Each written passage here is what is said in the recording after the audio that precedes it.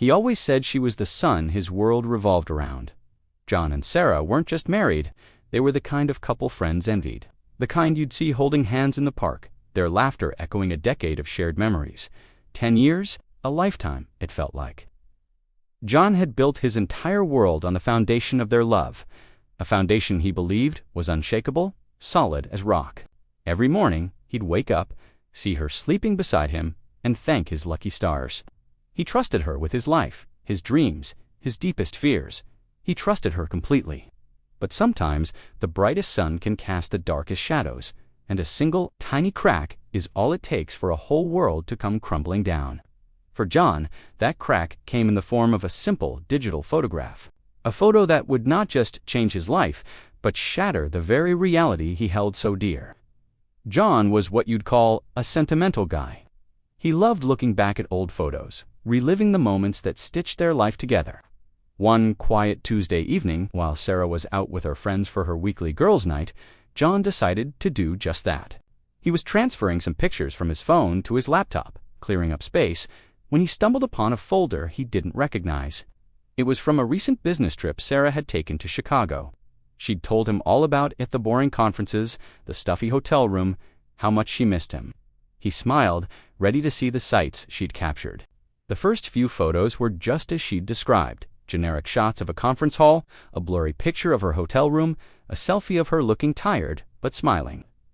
Then he clicked on the next one, and his world stopped. It wasn't a picture of a landmark or a meal, it was a picture of Sarah, but she wasn't alone.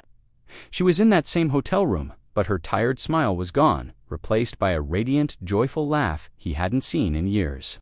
Her head was tilted back, her eyes sparkling, and her hand was held by a man whose face was just out of frame, but his arm was draped possessively around her shoulder. John's heart hammered against his ribs. It felt like the air had been sucked out of the room. This wasn't a colleague. This wasn't a friendly gesture.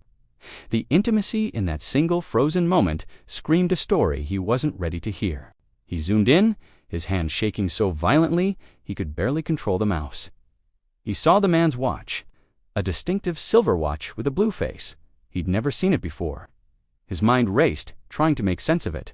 A mistake? A misunderstanding? He scrolled frantically through the rest of the photos. More conference pictures, a shot of a deep dish pizza, then another one. This time it was a selfie, but it was a reflection in a shop window. Sarah was taking the picture, and behind her, slightly blurred but undeniably there, was the man. The man with the silver watch. This time, his face was partially visible. A stranger. John felt a cold dread wash over him.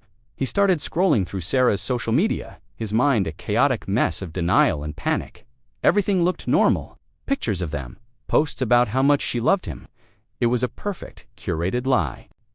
The girls' nights that had become more frequent, the late nights at the office, the way she guarded her phone, angling it away from him. All these little red flags, once dismissed as products of a stressful job or his own insecurity, now blared like sirens in his head. Each one was a piece of a puzzle he had refused to see. He felt foolish, blind. How could he have missed it? He had built his fortress of trust on a foundation of sand, and the tide was finally coming in. The man in the picture. Who was he? How long had this been going on?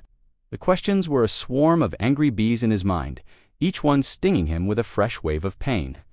He sat there, staring at the screen, for what felt like hours. The picture of her laughing with another man burned into his retinas. This wasn't just a betrayal, it was an erasure of their life together. Every I love you, every shared dream, every memory now felt tainted, like a beautiful painting splattered with mud.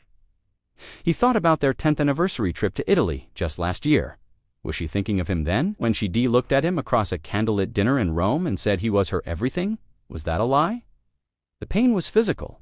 It was a knot in his stomach, a crushing weight on his chest. He felt like he was drowning. The man he was when he sat down at that laptop was gone, replaced by a hollow shell of disbelief and heartbreak. When he heard her key in the door a few hours later, his body went rigid. "Hey, honey, I'm home," she called out, her voice cheerful and light. It was the same voice she used every day, but tonight it sounded like a stranger's. She walked into the study, a smile on her face, which faltered when she saw his expression. "John, is everything okay? You look like you've seen a ghost." He couldn't speak. He just slowly turned the laptop screen towards her. He watched as her eyes landed on the photo. He saw the color drain from her face. The cheerful mask fell away, replaced by pure, unadulterated panic. The silence that filled the room was deafening, heavier than any words could ever be. In that silence, 10 years of love and trust evaporated into thin air. He hadn't seen a ghost, he had seen the truth, and it was a truth that had just changed his entire life. What followed was a blur of clipped confessions and hollow apologies. The man was a work friend who just understood her. It had been going on for 6 months, 6 months of lies, 6 months of living a double life. John listened, but the words were just noise. The image of that photo was all he could see, all he could feel.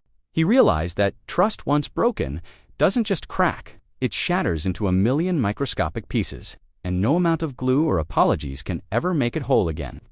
The journey ahead for John would be long and painful, a path of rediscovering who he was without the person he thought he knew best. It was the end of his world as he knew it, but it was also, in the most painful way possible, a new beginning. A beginning born from the devastating truth hidden within a single photograph.